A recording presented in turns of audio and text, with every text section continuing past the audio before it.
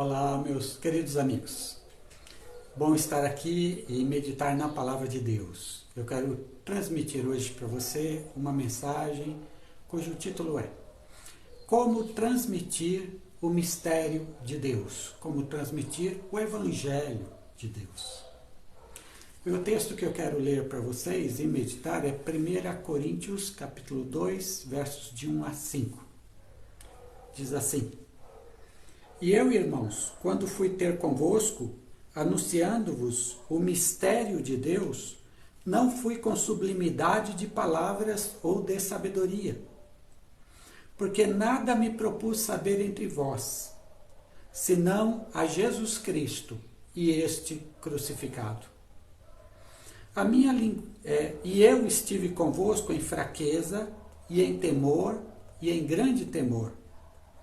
A minha linguagem e a minha pregação não consistiram em palavras persuasivas de sabedoria, mas em demonstração do Espírito e de poder, para que a vossa fé não se apoiasse na sabedoria dos homens, mas no poder de Deus. Como transmitir o Evangelho de Deus, o mistério de Deus? Paulo usa aqui a palavra mistério de Deus. Ele está falando do Evangelho do Senhor Jesus Cristo, que era um mistério guardado anteriormente, mas que se revelou na vinda de Jesus. E agora, para nós, é um mistério que foi revelado. Agora veja bem, mesmo sendo revelado, mesmo nós sabendo quem é Jesus Cristo para a nossa salvação, este Evangelho continua sendo um mistério. Porque nós não somos capazes de adentrar em tudo o que este Evangelho de Jesus Cristo representa. Então, continua sendo para nós um mistério.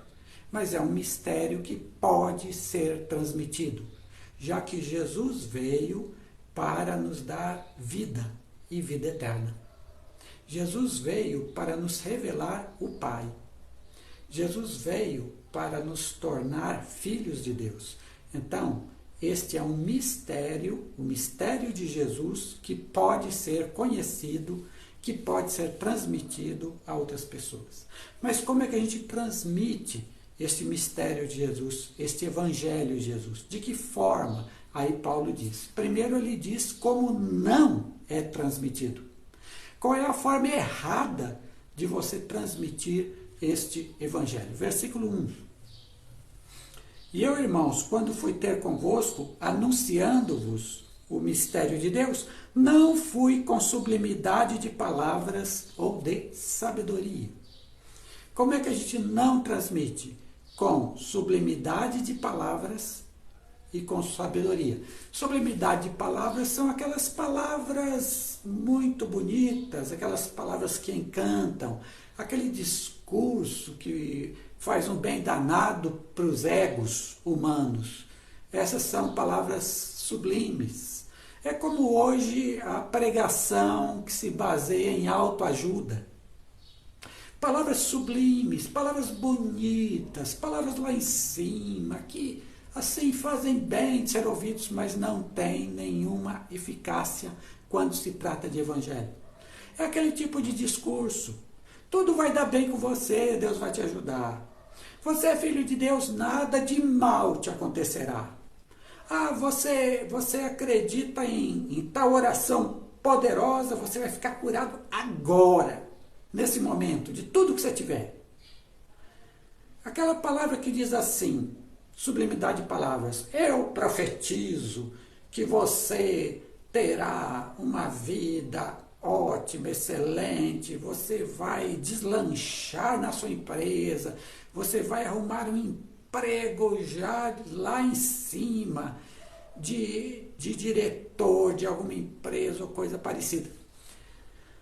É esse discurso de sublimidade de palavras, mas que nada tem a ver com o Evangelho de Deus, discurso de autoajuda. E desse tipo de discurso, as igrejas estão cheias. E E este tipo de discurso atrai uma população que está no desespero da vida. É por isso que os pastores, padres, líderes religiosos que pregarem autoajuda vão ter muito público. Muito público. Só que, segundo Paulo, isso é ineficaz. Isso não transmite o mistério de Deus. Não transmite. Outra coisa que não transmite, segundo Paulo, é a sabedoria humana. É você trabalhar fora da revelação de Deus. É você trabalhar apenas com conceitos humanos que não têm a ver com o que Deus revelou na sua palavra, com o que Deus revelou em Jesus Cristo, e você agora tenta fazer das pessoas que pensem, pessoas melhores, pessoas que façam isso ou aquilo, pessoas direcionadas por ideologias, pessoas que se submetem a determinadas ideologias, determinadas ideias humanas, e vão seguindo aquelas ideias. Paulo diz: a sabedoria humana, por si só, não transmite o Evangelho. Não transmite. Veja o que a sabedoria humana causou no mundo inteiro. A sabedoria humana não é a forma do Evangelho se conduzir, chegar a alguém.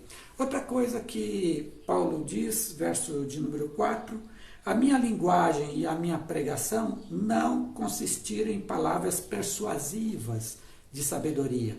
Aquela palavra que, humanamente falando, logicamente falando, dá tudo certinho. E então persuade as pessoas. Paulo diz: não.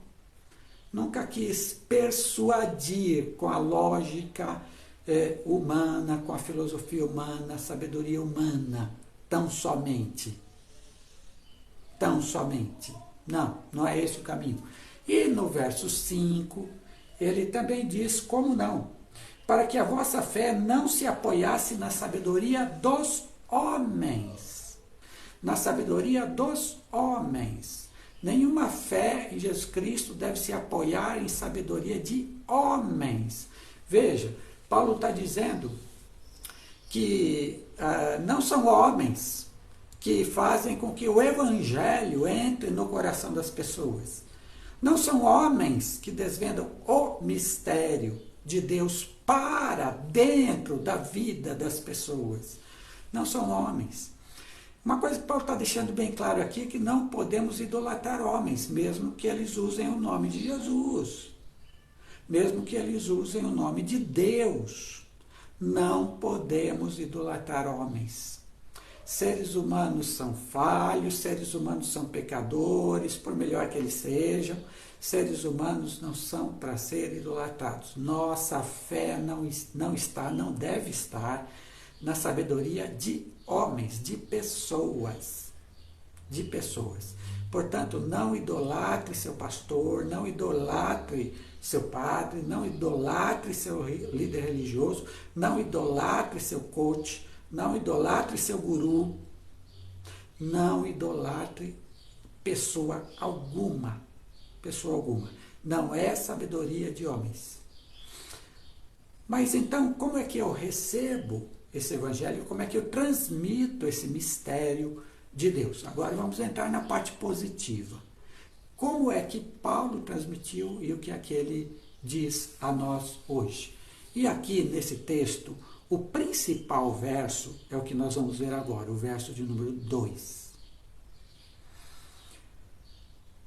Porque nada me propus saber entre vós, senão a Jesus Cristo e este crucificado.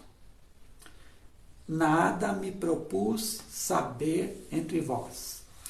Vamos lá, vamos examinar essa frase primeiro. Nada me propus saber. Essa palavra saber, que está no texto bíblico, ela, veja bem o que eu vou dizer, ela não tem o caráter de eu saber intelectualmente. Apenas. Claro que envolve a mente, claro, tudo envolve a mente. mas não tem o caráter de conhecer pela mente, de uma forma lógica, de uma forma cognitiva. Não. Isso quem fazia era a sabedoria dos homens, era a lógica humana, que Paulo disse que não transmitia o Evangelho. É essa sim.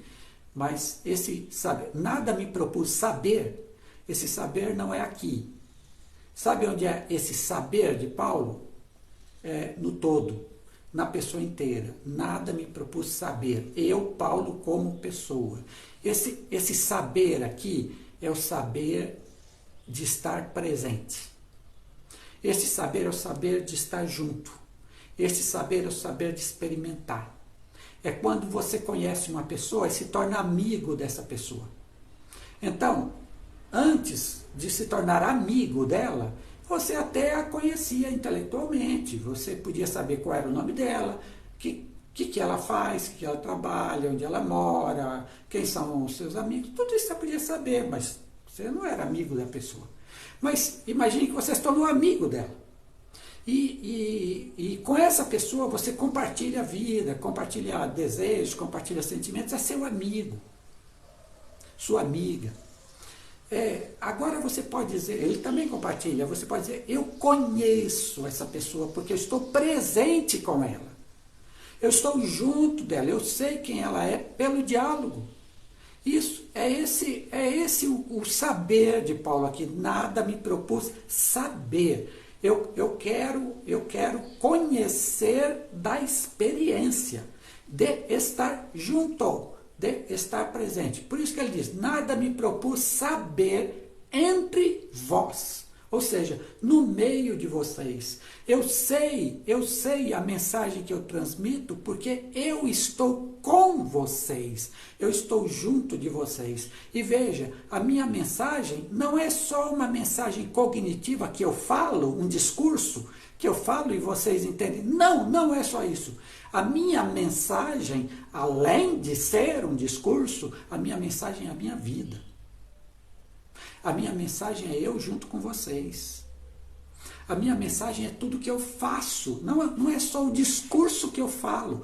A minha mensagem é o que eu faço, o que eu sou, no meio de vocês. Gente, é isso que é o saber aqui. Eu nada me propus saber. Porque, em outros termos, o que ele quer dizer é nada me propus viver. Porque saber aqui é viver. Viver a vida junto com, entre vós, no meio de vós. A mensagem, ela só é transmitida não quando alguém faz um discurso, mas quando alguém vive junto com os outros, está presente com os outros. Nada me propus saber entre vós, a não ser Jesus Cristo e este crucificado. O que é que eu quero saber entre vós? O que é que eu quero conhecer entre vós? Eu quero conhecer entre vós Jesus Cristo. Esse é o Evangelho. O Evangelho não é você falar de sua igreja, como ela é boa, como a sua igreja abençoa. Vá no culto que a minha igreja abençoa você. Você vai sair dali um vencedor. Não. O Evangelho não é você falar do pastor tal. Nossa, a palavra, aquele pastor bota a gente lá para cima. E é algo estrondoso. Não. O que se propõe saber aqui, aquilo que vai modificar a vida das pessoas, não é prometer vida fácil. Não. Eu nada me propus saber senão Jesus Cristo. Eu quero transmitir Jesus, eu quero falar de Jesus, eu quero ter um discurso que é Jesus, mas eu quero viver no meio de vocês Jesus para vocês. Eu quero ser como Jesus para vocês. Eu quero que Cristo esteja em mim para que através de mim Cristo fale com vocês. Cristo esteja com vocês. É isso que o apóstolo diz. Eu nada quero saber entre vós senão Jesus Cristo e este crucificado. Outra coisa. Jesus Cristo e este crucificado. Sabe por que a cruz? E Paulo enfatiza a cruz. Jesus Cristo fez muitas outras coisas, além de morrer na cruz. Fez o bem, abençoou, pregou, ensinou, curou, etc. Mas o centro da vida de Jesus é a sua cruz. É o centro, é o principal. Ele veio para a cruz. Desde o início ele falou isso, que ele veio para a cruz. Lá no início do seu mistério, ele diz, um dia o noivo será tirado de vocês. Ele já estava falando da cruz, lá no início. A cruz é aquilo para o qual Jesus Cristo veio. E Jesus Cristo veio para morrer por nós. Paulo diz, eu quero conhecer Jesus Cristo, saber Jesus Cristo entre vós, e este crucificado. Ou seja, é Jesus Cristo na sua fraqueza, na fraqueza da sua morte. Veja, não é um Jesus poderoso, reinando. Não, é Jesus Cristo crucificado na sua fraqueza, na sua vergonha, na vergonha de alguém que se deu por nós. E é isso que eu quero conhecer Jesus crucificado. O que é que isso significa? Significa, veja bem, querer conhecer Jesus crucificado não é tipo assim, eu entrar numa igreja e tem um crucifixo de um Jesus morto na cruz, e muitas cenas assim de Jesus morto. É isso aí, Jesus crucificado, é isso? Não tem nada a ver com isso. Nada.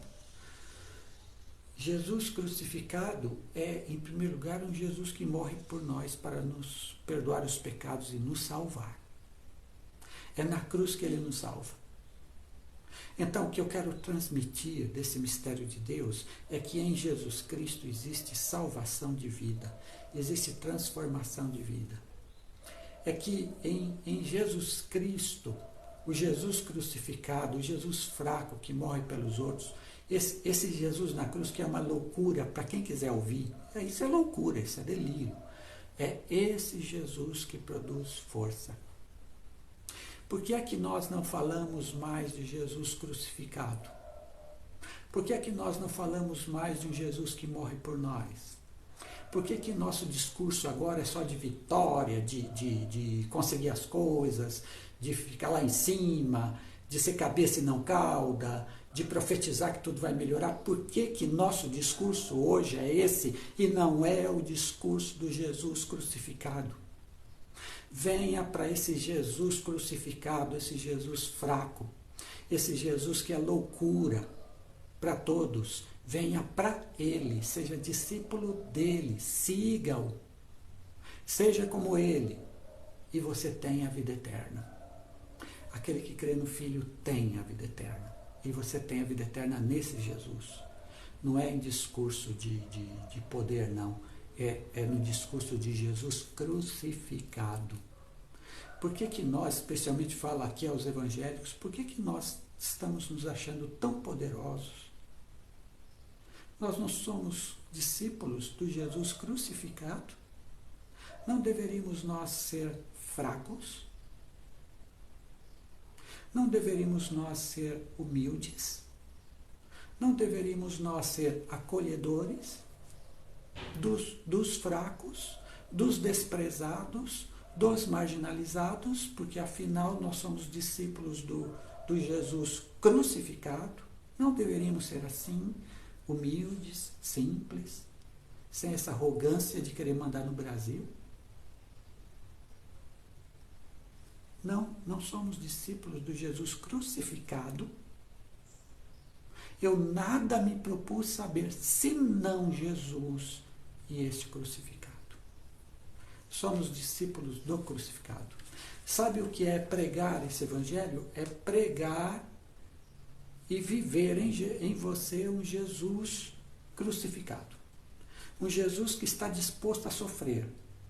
Nunca a fazer o outro sofrer. Não. A sofrer. O Jesus crucificado, quando ele vive em mim, é um Jesus que está sempre à cruz, de braços abertos à cruz, para receber os outros. o Jesus crucificado é aquele, quando ele vive em mim, quando eu expresso esse mistério de Deus, é aquele que abençoa os outros. É aquele que vive para os outros, porque Jesus morreu pelos outros. Ele não morreu por si, ele morreu pelos outros. Quando eu sou discípulo de Jesus crucificado, eu vivo para abençoar os outros.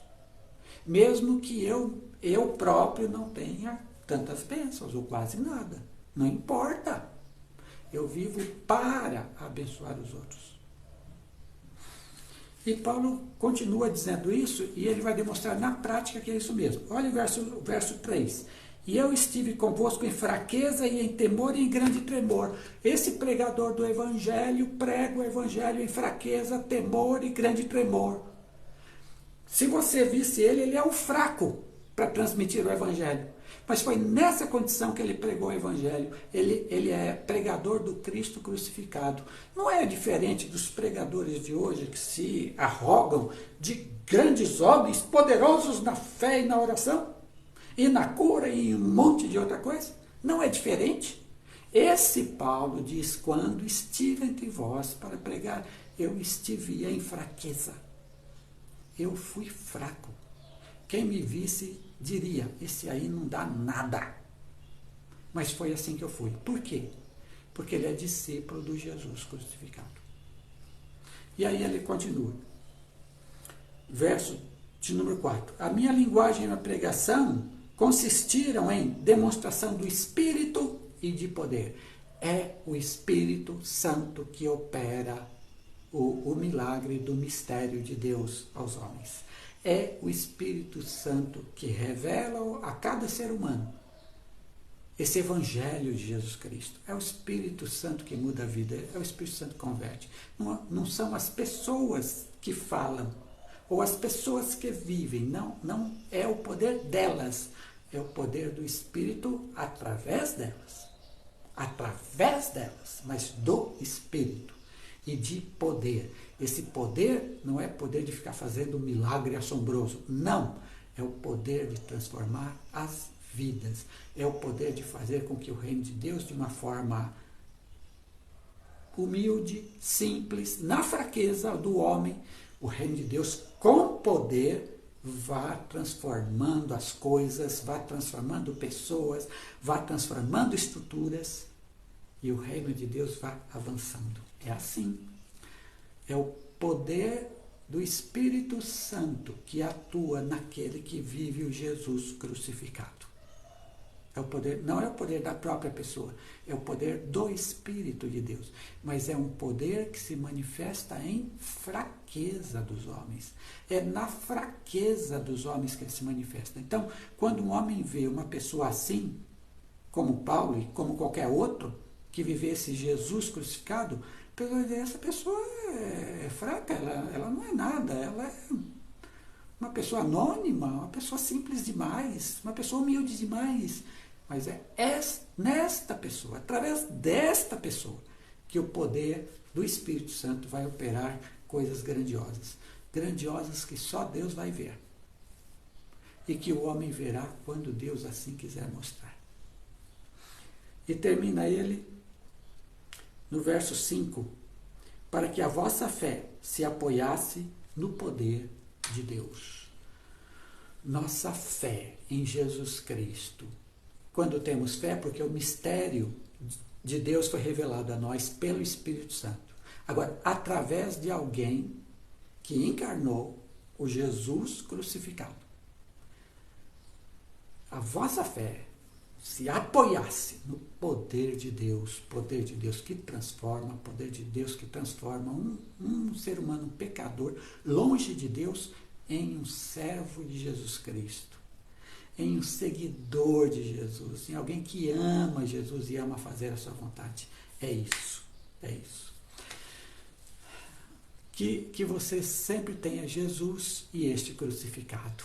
Que você seja Ele durante toda a sua vida. Que assim seja, meu querido irmão, minha querida irmã. Deus nos abençoe a todos.